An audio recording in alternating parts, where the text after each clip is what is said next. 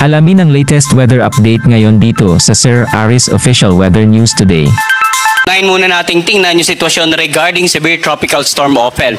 So nakalabas na nga ito ng ating area of responsibility at kanina alas 4 ay nasa laing 205 kilometers west-northwest ng Itbay at Batanes. Taglay lakas ng hangin na umabot hanggang 100 kilometers per hour malapit sa gitna nito at ang pagbugso aabot hanggang 125 kilometers per hour. Ito ay nasa ang kikilos sa direksyong north-northwest sa bilis naman na 15 kilometers per hour.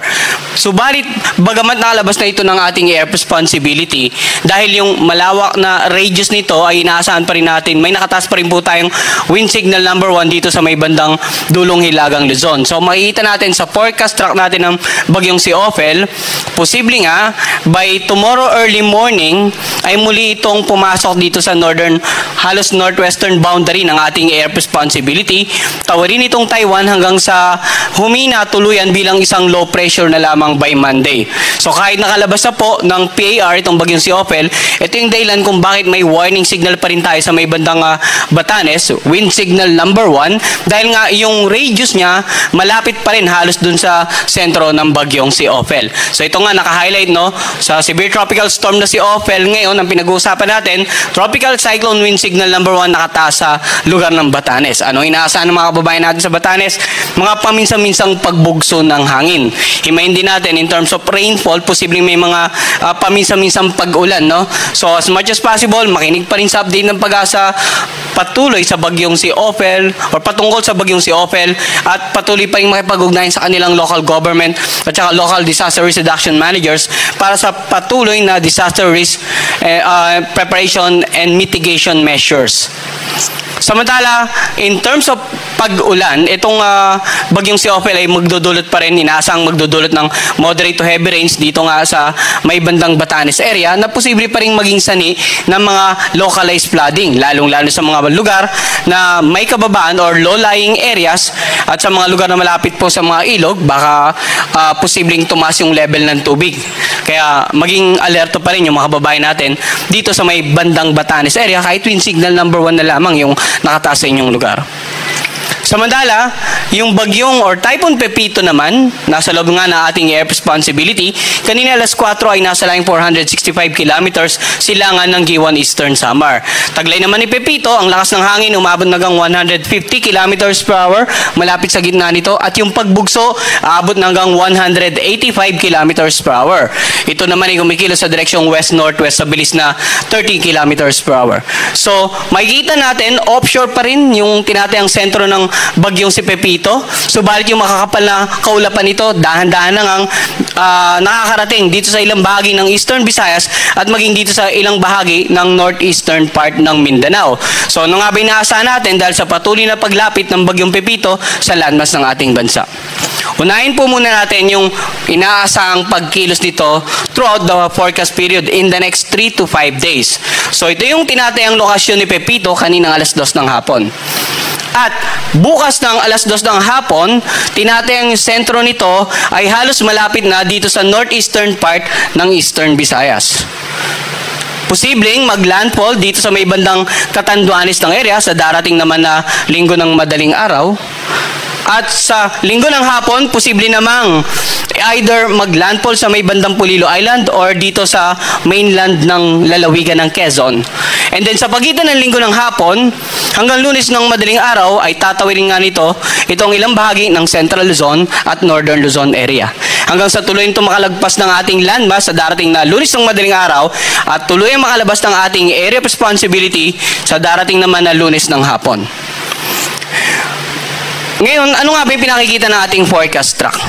Ang bagyo hindi lamang isang tuldok, hindi lamang itong sentro na to. May tinatawag itong radius. So, kahit ang bagyo natin ay tinatayang sentro ay nasa bandang northeast ng Eastern Visayas bukas ng hapon, mararamdaman ang epekto nito sa nakararaming bahagi ng Southern Luzon at ng Visayas. Iyan din ang dahilan kung bakit kahit malayo pa yung bagyo, bukod sa palugit natin, yung lead time bago maramdaman yung epekto, yung inaasahan natin pagkilos ay dahan-dahang mas magiging, may potential na maging mas mataas ang mga warning signal sa ilang bahagi ng ating bansa, yung direktang tatawirin o direktang maapekto ng bagyong si Pepito. So ngayon, himay naman natin ano yung mga wind signal na nakataas sa ilang bahagi ng ating bansa. Wind signal number 2, dito nga sa eastern portion ng northern Samar at northeastern portion ng Samar. Naka-highlight ng blue. Pag wind signal number 2, ang ating pong palugit or lead time na tinatawag ay nasa 24 hours. So simula ngayong kanina alas 2 ng hapon hanggang alas 2 bukas ng hapon, yun yung palugit natin bago natin posibleng maramdaman yung potential na lakas. Umaabot ng hanggang gale force wind ang pwedeng maranasan dito sa mga naka-highlight ng yellow. Samantala, warning signal number or wind signal number 1 naman ang nakataas sa lahat ng areas na naka-highlight ng light blue. Dito nga sa lalawigan ng Aurora, Quezon kasamang Polillo Island, Marinduque, Camarines Provinces, Norte at Sur, Catanduanes, Albay, Sorsogon, ganun din sa may bandang Masbate. Sa Visayas areas naman, wind signal number 1 sa natitirang bahagi ng Northern Samar, natitirang bahagi ng Samar, natitirang bahagi ng Eastern Samar at sa Biliran. Yung mga kababayan natin, ulitin natin, baka nagtataka. Wind signal number 1 sa kanila pero generally fair weather condition pa po. Kanina ipinakita natin sa ating latest satellite image 3 na yung makapal na ulap, sabi ko nga, dahan-dahan ng lumalapit dito sa Eastern Visayas at maging northeastern part ng Mindanao. Bukas, kapag lumapit na ang tinatayang sentro sa forecast track natin, nasa northeastern coast ng Eastern Visayas, then likely yung kaulapan nito, marami nang masasakupan. Dahan-dahan kikilos ang kaulapan nito mula sa initially maapektuhan ng Eastern Visayas patungo dito sa Southern Luzon area. At sa forecast track natin, habang kumikilos ito patungo ng Catanduanes, habang kumikilos palapit ng Quezon area, dahan-dahan ding lalawak yung mga makakaranas ng pag-ulan. Maaaring ngayon wala pa kayong nararanasang pag-ulan, Wind signal number 1, 36 hours naman ang palugit natin. Simula alas 2 ngayong hapon hanggang alas 2 ng hapon bukas, 24 hours.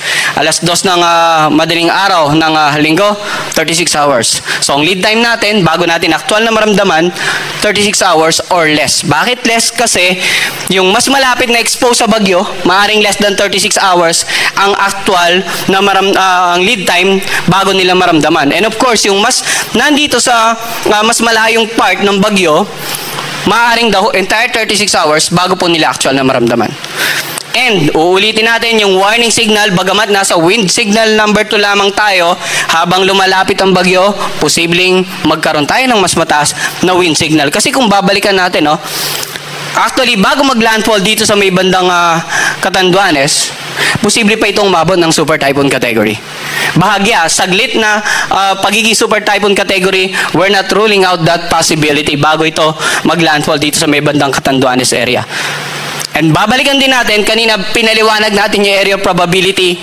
So sa mga kababayan natin, hindi lamang ang Catanduanes ang dapat maganda, hindi lamang ang Polillo Island o ang lalawigan ng Quezon ang maganda, or yung tatawirin ng sentro lamang ang dapat maganda. Dapat lahat ng lugar na may warning signals ay maghanda. Regardless of nasa higher warning signals kayo sa mga susunod na araw or nasa wind signal number 1 lamang kayo, kung nasa direct path man kayo ng sentro or nasasakupan ng bagyo, kahit malayo kayo sa sentro, dapat handa po tayo lagi sa worst case scenario. Ngayon, binanggit na natin yung mga currently wind signals. Ulitin ko, posibleng tumaas pa, magkaroon ng mas higher warning signals sa mga susunod nating tropical cyclone bulletin. In terms of mga pag-ulan naman, bukas yung tinatayan nating sentro ni Pepito ay offshore, northeast ng Eastern Visayas. Kaya simula ngayong hapon hanggang bukas ng hapon, ang tinatayan nating significant amount of rains o yung mga pag-ulan na may potential na magdulot ng mga localized flooding sa mga areas na mababa, highly urbanized, mga isolated cases of landslide dito sa Sorsogon, Northern Samar at Eastern Samar. Pero hindi po ibig sabihin wala kayong mararanasan pag-ulan sa natitirang bahagi ng Eastern Visayas, Maaaring magkaroon tayo ng mga pag-ulan na light to moderate. Ang hina-highlight po natin na pag-ulan, pag naglalabas tayo ng weather advisory, ay magsisimula sa kategoryang moderate to heavy, yung dilaw. And then higher categories, heavy to intense, then intense to torrential. Kasi ito po, yung tinataya natin na sa ganitong rami ng ulan na maaaring bumagsak sa isang lugar, ay may mga potential impacts. Okay? So itong nakikita nating mapa ngayon, moderate to heavy rains, ulitin natin, simula ngayong hapon hanggang bukas ng hapon. Bukas naman, Sabado ng hapon hanggang Linggo ng hapon, mapapansin natin, no, bigla tayong nagkaroon ng mas malawak na lugar na may mapag-ulan.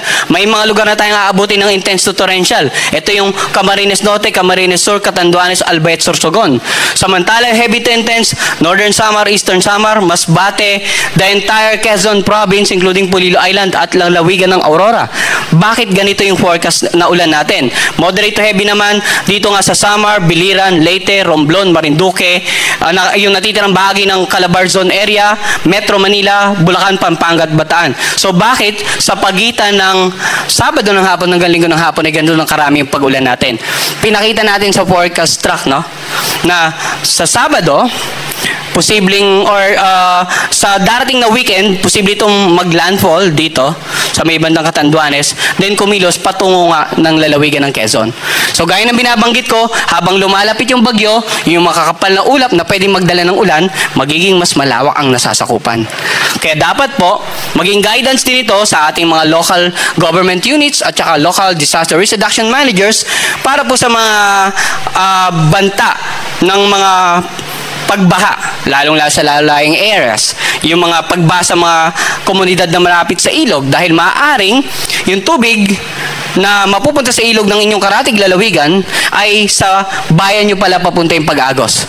So baka nakaka-experience na, nakakaranas na ng matinding pag-ulan yung, for example, yung northeng bahagi ng inyong lalawigan, and then nasa may bandang gitna kayo, central part, then yung pag-apaw or pag-agos ng kanilang ilog patungo sa inyong lugar ay pwedeng maging sani ng biglang pamamagano level ng tubig, biglang pagtaas. And then yun nga, yung mga pagbaha sa mga komunidad na malapit sa ilog.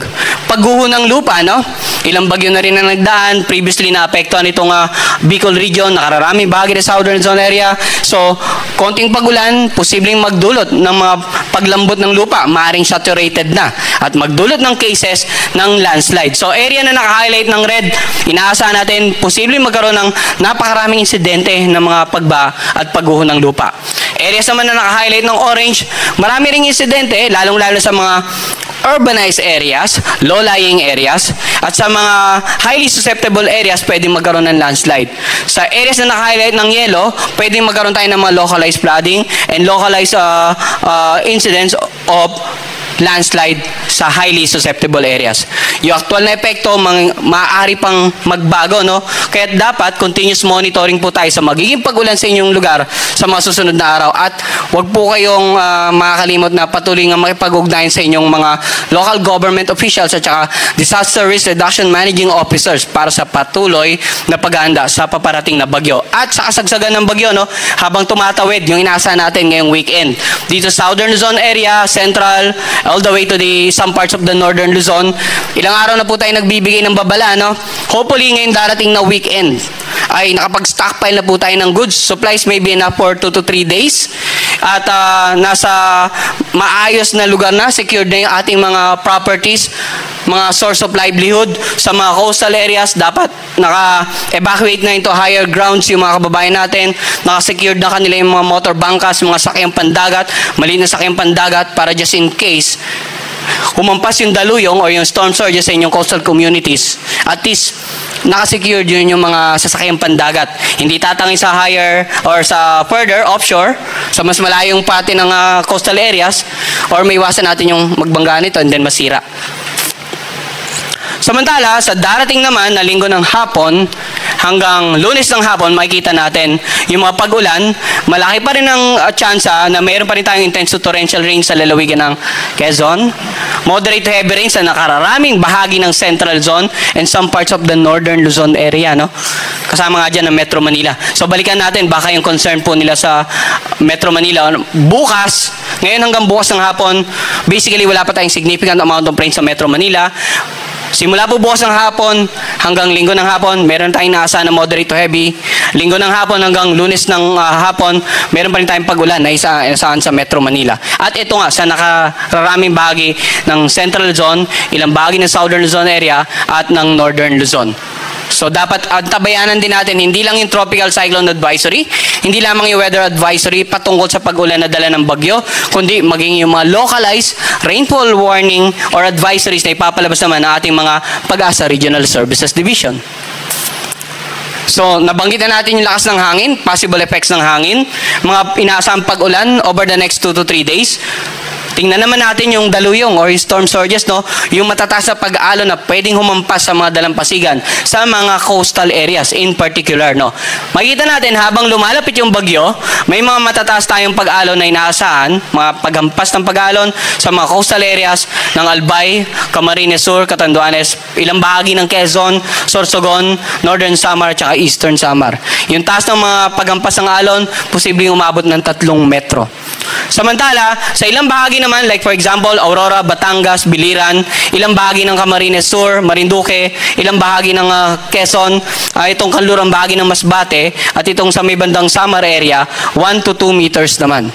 At gaya po ng forecast natin sa pag-ulan, sa wind signal, ang mga lugar na pwedeng makaranas ng respective storm surges sa mga susunod na araw ay pwede ring mabago. I-update din po natin yung ating storm surge warning.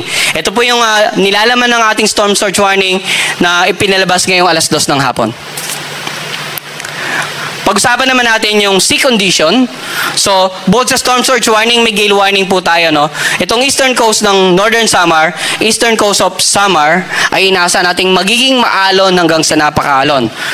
Generally, iwasan ng pumalawat ang mga uling sakyang pandagat dito nga sa mga karagatan sa paligid ng Eastern Visayas and the Bicol region simula ngayong araw.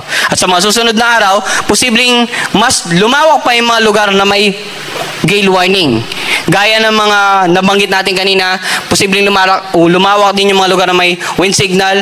So, sa darating na weekend, likely talagang hindi na favorable. Ngayong darating na weekend, hindi na favorable ang anumang uri ng maritime activities sa nakararaming bahagi ng karagatan, sa Northern Luzon, Central Luzon, Southern Luzon at ilang bahagi ng Visayas area. So abangan din po natin yung gale warning na ipapalabas ng Pag-asa every 12 hours po, no? 5:00 ng hapon, then 5:00 ng umaga, yung susunod nating gale warning.